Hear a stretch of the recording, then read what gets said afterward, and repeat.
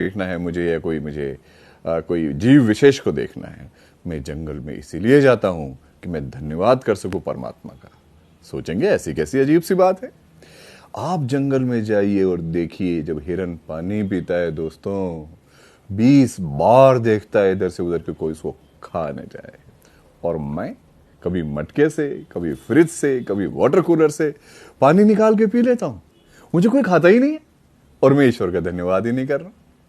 जंगल में आप जाओ, दो ही तरह के जानवर हैं, या तो शिकारी है या शिकार है। एक के चेहरे पे हिंसा के भाव रहेंगे सदैव, और दूसरे के चेहरे पे बेचारगी के भाव रहेंगे। शेरनी अपने बच्चे को प्रेम भी कर रही है तो भी उसके चेहरे पे हिंसा ही दिखेगी, दूसरा भाव नहीं दिखेगा। और हिरन बेचारा गुस्से में होगा तो भी उसके बेचारगी के भाव आएंगे। अरे हमें मनुष्य बनाया है, एक चेहरे से हम 31 तरह के भाव प्रदर्शित कर सकते हैं, और हम खुशी नहीं होते हैं कि परमात्मा तूने कमाल कर दिया।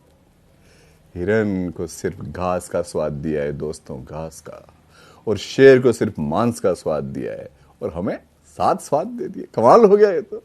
खारा, मीठा, कड़वा, चरपरा, आहा, कितने तरह के स्वाद दे दिए, वो सिर्फ घास।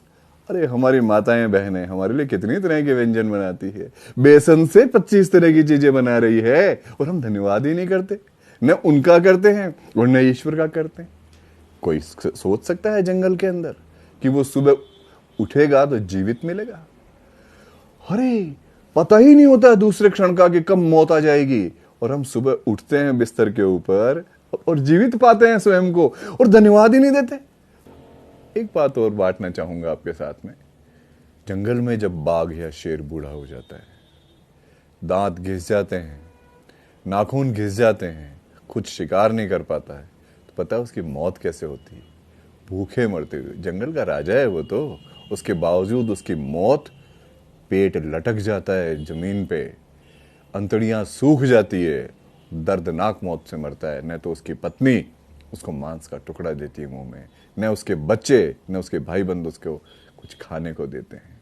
भूखा मरता है जंगल का राजा। जबकि आप देखो मनुष्य जीवन में, अरे हमें थोड़ी सी छींक के आ जाती है, पूरे घर वाले परेशान हो उठते हैं। हमारी कितनी तरह की सेवा शुश्रूषा करते हैं, कितनी तरह की दवाइयां ला के देते हैं, हमारा कितना ध्यान रखते हैं। आप सोचो, ईश्वर ने मनुष्य बना करके हमारे को कितने आनंद दिए हैं, तो फिर क्यों वैमनस्य, क्यों एक दूसरे के बैर में फंसे भाई? ये तो मनुष्य जन्म कितना शानदार दिया है, जिसका आनंद लो ना, इसका आनंद उठाओ।